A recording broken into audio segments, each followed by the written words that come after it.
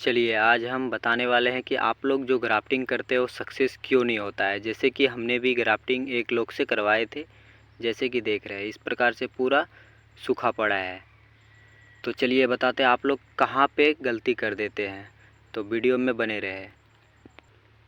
जैसे देख रहे हैं कि ये आपने जो ये ऊपर वाले हिस्से का और नीचे वाले हिस्से का जो चमड़ी है आपने इधर मिलाए नहीं है। जैसे कि देख रहे हैं आप इधर मिलाए नहीं है।